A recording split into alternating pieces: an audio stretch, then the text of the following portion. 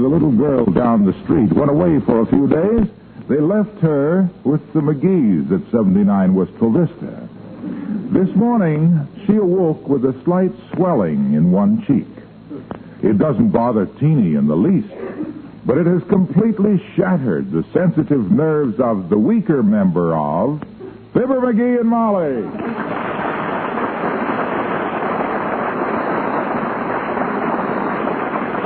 My gosh, Molly, this is awful. It's terrible. When I think of the suffering of that brave little child, I just come apart like a camp stool under a fat lady.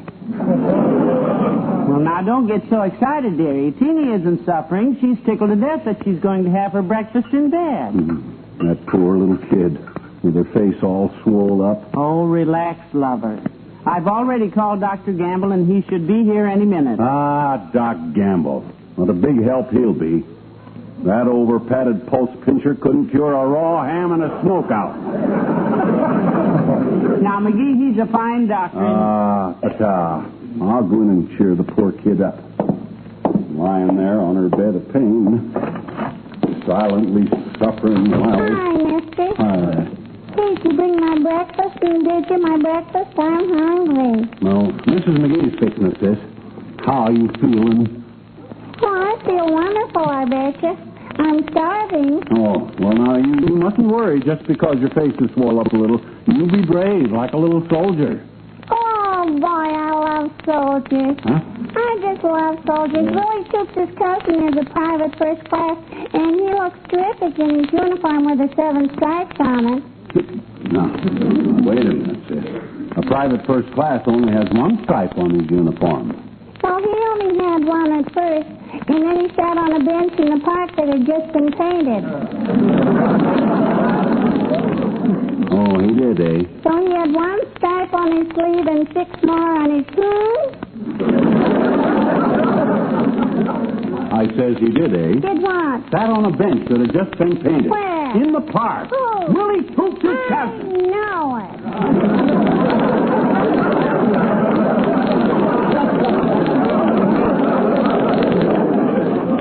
Okay, sis, just don't excite yourself.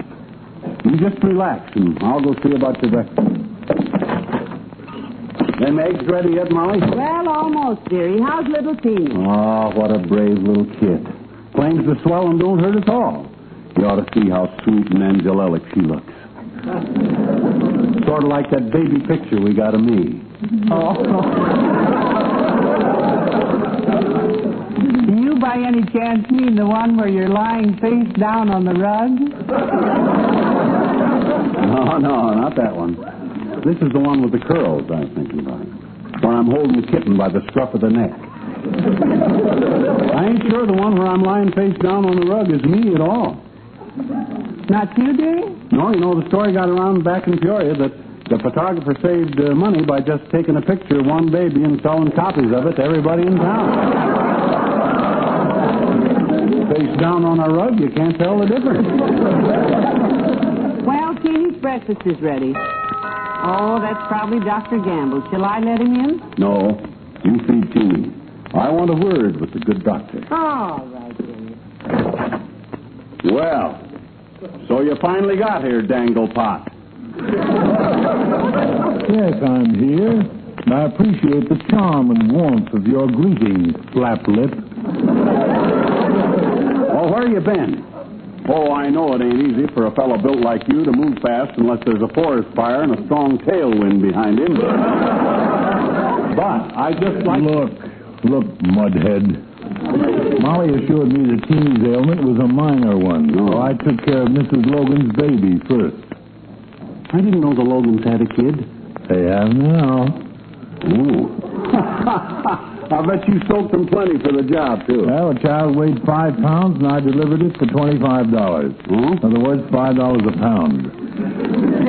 I defy you to equal that price at any market. Yeah. Well, don't stand here gabbing, Gabby. That kid needs a doctor. You're the only one around, so come on. Coming, Mother. Hi, Dr. Gamble. Hi. Well, hello, Teeny. Molly. Hello, Doctor. But, Teeny, having breakfast, huh? You can't be such... Huh? Oh, You can't be such a sick little girl. How you feel? Oh, real full now. Good. Now, let's take a look at that swelling. Now, you be gentle with her, Doc. She ain't grown up like I and you. Look who thinks she's grown up. Now, open your mouth now, Teeny. That's it.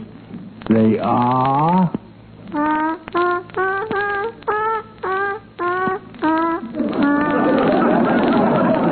That's good. Yeah, well, that's very simple. Well, what is it, Doctor? Yeah, what is it, Doc? Is it serious? What is it, Doc? What is it? Oh, it's simply a loose baby tooth that's caused a little swelling. Oh. I'll make an appointment for Teeny to see a dentist this afternoon. He'll flip it out in no time. Oh, a dentist? I don't want to go to the dentist, Dr. Gamble. Now, don't you worry about a thing, Teeny. Old Uncle Fibber won't let him hurt you. Yeah, but gee, Willie Toops went to the dentist last week and he hollered like everything. And they had to pull Willie's front tooth out of the dentist's leg.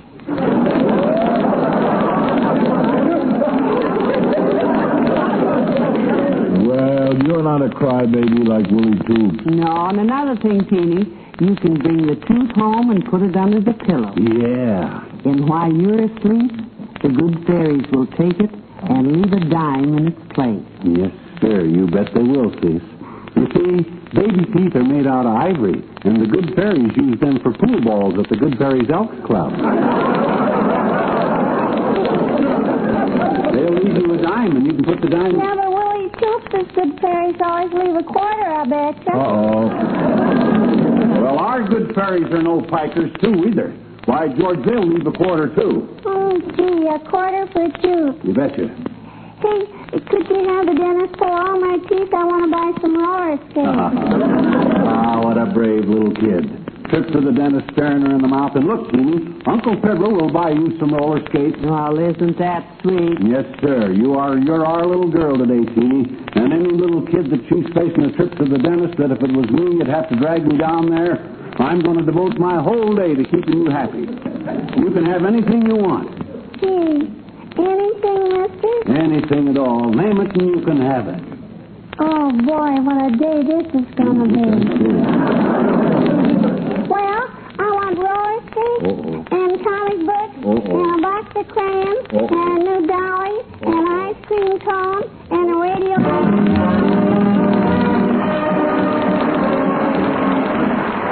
Billy Mills, New York. Yeah, that's right, Kramer. A box of crayons, 6 comic books, and a double-decker ice cream cone. Yeah, double-decker, raspberry and potassio. What? Well, send out and get some potassio. My gosh, this is an emergency. Is that Kramer's drugstore, dearie? Kramer's so-called drugstore, yeah. Now, any guy that calls himself a druggist don't handle potassio ice cream. It's ridiculous. That brave little child lying in there suffering without a word, except to ask for something maybe every 5 minutes. Hey, how is she anyway? She's not worried about the dentist, is she? Well, she would be, only for me. I've been in that bedroom entertaining her for the past 2 hours while you were at the grocery.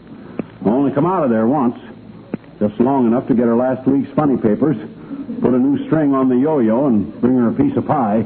Say, I was saving that apple pie for your dinner, but if you don't mind... Oh, she didn't want apple pie. She wanted coconut custard. So I had to run down to Walt's small shop for it. Well, heavenly days, I hope she enjoyed it. Didn't eat it. Wrong size coconut on it. Poor little kid. She don't know what she wants with that trip to the dentist staring her on the face. Stop worrying, Well, McGee. Teeny's little tooth is so loose, all the dentist has to do is look at it and it'll fall out. Yeah, and all that dentist has to do is look at me and all my teeth will fall out. She's the bravest little kid I Well, now you're sweet to keep her amused, dearie. What'd you do? Tell her some stories, huh? Oh, better than that. I done the whole vaudeville act that I and Fred Nitney, the guy that me and him had an act together from Starved Rock, Illinois, done in vaudeville. I've heard you mention vaudeville. Yes, sir. I gave her the whole thing, all except the finish. I couldn't do the finish because I didn't have all my props. I see. I was short a bicycle, an oil painting of President McKinley, a Roman candle, a blowtorch, 2 plaster of Paris models of the Statue of Liberty, a Rhode Island red rooster, a white powder pigeon, and a blue-bellied wood duck. Heavenly days, what'd you do with all those things in vaudeville? Well, Fred rode out on the stage on the bicycle with me sitting on his shoulders, the oil painting of President McKinley propped on the handlebars and the Roman candle in his mouth. I lit the Roman candle with the blowtorch, and as it went off, I juggled the two models of the Statue of Liberty, sang 3 cheers for the red, white, and blue, opened the birdcage, which was hung around my neck, and let loose the Rhode Island red rooster, the white powder pigeon, and the blue-bellied wood duck.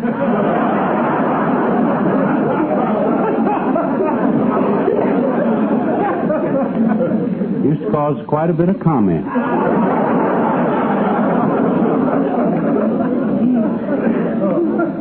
Any of it fit to print. Well, anyhow, I done the rest of my act for Teeny, including all the jokes. Well, did she enjoy the entertainment? Well, that's hard to say. I didn't want to wake her up, just ask her.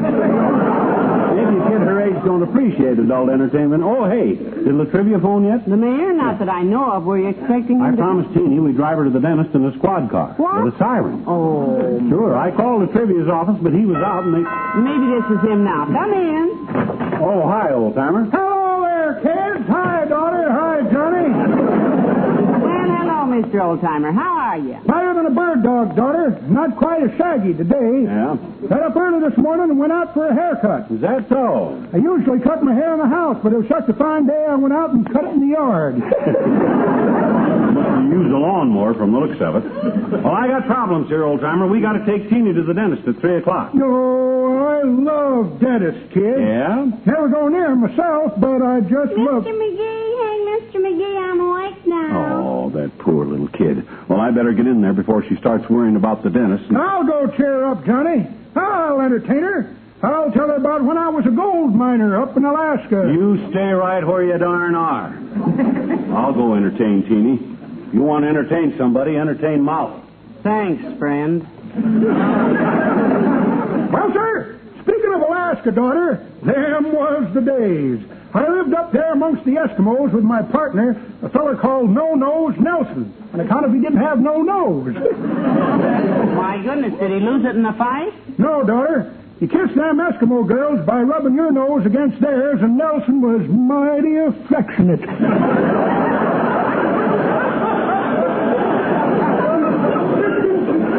Well, that's all very interesting. Never will forget the day we heard about a new gold field out there. Off we went in our dog sled, pulled by 8 huskies and a Pekingese. A Pekingese, could he pull a sled? Couldn't pull worth a darn, but he sure give the other dogs a lot of laughs. The very first day we dug out 140 pounds of pure Goldie. 140 pounds of pure gold, you mean? Goldie, daughter, dance hall hostess and pure as a driven snow. In fact, it was out of a snowbank that we dug her. She fell off a Saturday night sled from Dawson, and me and No-Nose flipped a coin. Am I boring you with this yarn, daughter? No, not at all, Mr. Oldtimer. Well, you're lucky. I find it a very dull story myself. So long. Oh, don't go away.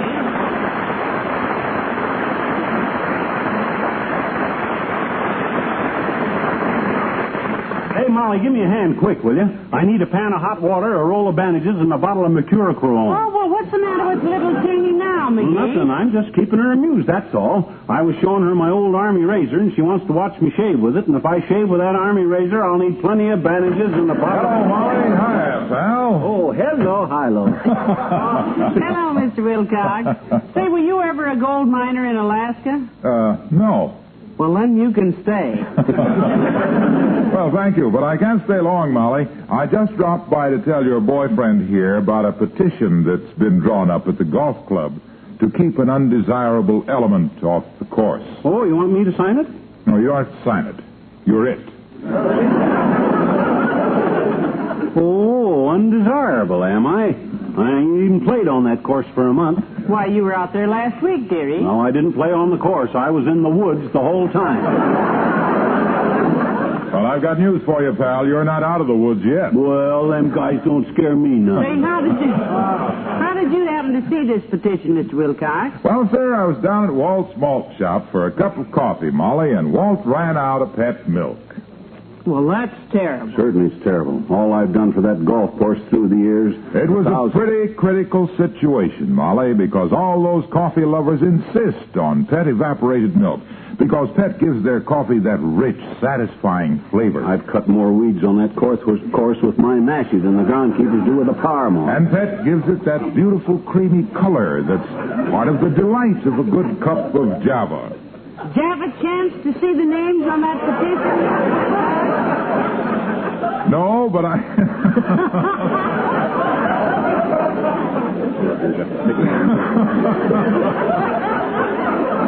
No, but I told Walt to hold it, and I'd run over to the grocery store and pick up a case of Pet for him before he started losing business, you see. Yeah. Because Walt's customers are pretty discriminating, and if they can't have Pet in their coffee, they pout. I got as much right in the woods around that golf course as anybody.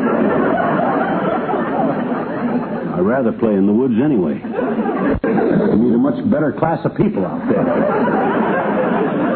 But, Molly, I saved the day. When I rushed back in there with all those happy cans of Pet evaporated milk, that good, sweet country milk made double rich by evaporation, that delicious last touch to a good cup of coffee, all those Pet milk fans were so delighted. Hey. Look, Milky. Yes, pal. One question, Hilo. Did you sign that petition? Let me ask you a question first. Do you remember the day you were playing golf behind me? You drove your ball without a word of warning and hit me on the head? Yes. What should you have said before you drove that ball? 4. That's how many times I signed the petition. 4. Go on, kid.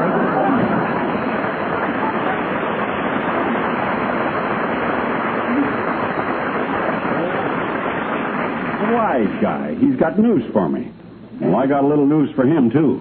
That petition wound up yesterday with Ole at the Elks Club, and he sold it to me for $3, and I burned it. I'm sure Mr. Wilcox was just kidding anyway, dearie. Well, it's about time you got here, Latrivia. Hello, Molly. Hello, Mr. Mayor. Is this the way the mayor of this town treats a frantic call from a taxpayer that I left word I got an emergency? Knowing your idea of an emergency, McGee, I rushed over here as fast as I could. After a leisurely lunch, a workout on the handball court, and a shoe shine. What's the problem?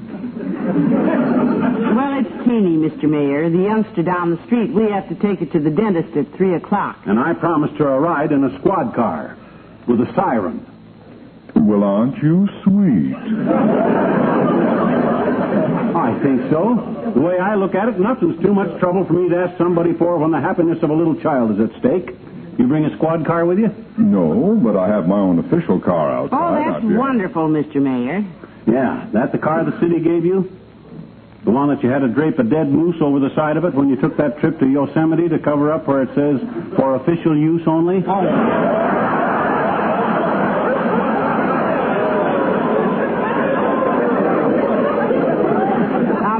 Trivia never did a thing like that. Well, somebody did it. I read about it in the paper. I think. Think is a rather extravagant word for the clanking, grinding processes that go on between your generous ears, McGee. Oh, thanks, boy. You're not just saying that because you admire me. But hey, we're due at that dentist at 3 o'clock. What time is it? 2:30. Oh, my gosh, 2:30. We got to leave right now. Where's my coat? On the bridge lamp. I got it. Come on, kiddo. Let's go. Hurry up. Yeah, but McGee, you haven't... Now, don't waste time talking, Tootsie. This is an emergency. Come on, Latrivia. Out. You will stop pushing me. Okay, we're out. Now, where's your car, Latrivia? Dearie, haven't you forgotten something? Not me. It's Latrivia that's holding us up. We got to get that poor kid to the dentist. I know, but where is the poor kid? Oh, my gosh, I forgot the poor kid. Come on, kids. Here's the dental building right here. Gee, Mr. McGee, you're awful nice to little children. You're wonderful, I bet you. Well, you're a brave little kid, sis, and you're going to have a swell time at the dentist. He's having movies for you, you know, Teeny. Betcha, and that ain't all either. I'm going to... Oh, say, wait a minute. I want to stop at the cigar stand here. Get some cigars. I'll wait by the elevators. I love to watch the elevators go up and down. Okay, Teeny, you wait there. Doggone it, where's the clerk here? Must be the man down the line there talking to the... Hey, you, how about some service here? Just a minute, Mabel. Some jerk... Yo, good afternoon, sir. You called? Yes, and we're in a hurry, sir. Do you run this place? Well, how did you ever guess that? She's a mind reader, Buster. Yes, it just came to me, sir. Yeah. I guess I must be clairvoyant. Well, I'm happy to know you, Claire. And this must be Mr. Voyant, eh? No, I'm not Mr. Voyant. I'm Mr. McGee. And I want some... Oh, I'm sorry, sir. You'll have to wait your turn. Huh? Miss Voyant was here first. What can I do for you, baby?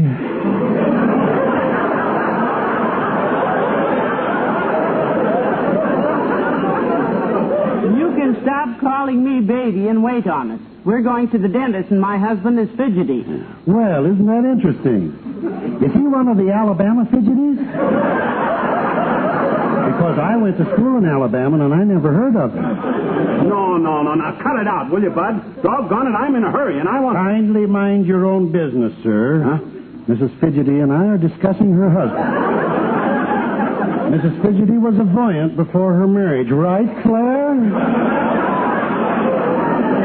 For goodness sakes, no. Look, our name is McGee. We're married. She's my wife. Do I make that clear?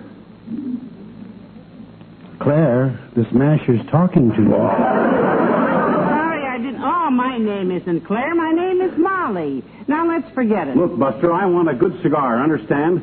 Something in a nice, Claire Havana. Not too strong and not too mild. Light wrapper, good clean aroma, and one that don't bite in two too easy, too. Here. Here's a nickel. Oh, you dreamer, you. Here's a quarter and take your business down the street. Oh, come on. Let's get to the dentist, Molly.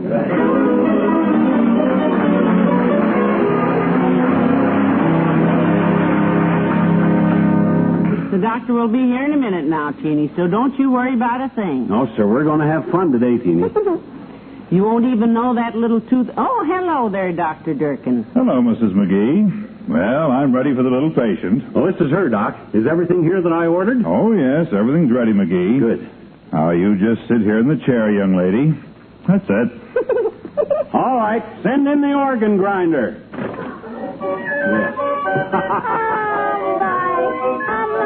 Look at everybody, a real monkey. Yes, sir. Well, start the movie projector, Eddie. I studied 12 years for this. All right, Teeny, open your mouth now. Now, where is this loose tooth? Oh, I left it at home. You mean it's out? Sure. Huh? It came out this morning in the pistachio ice cream, mister. Oh, bye. Sit on Hopalong Cabin. Oh, this is ridiculous.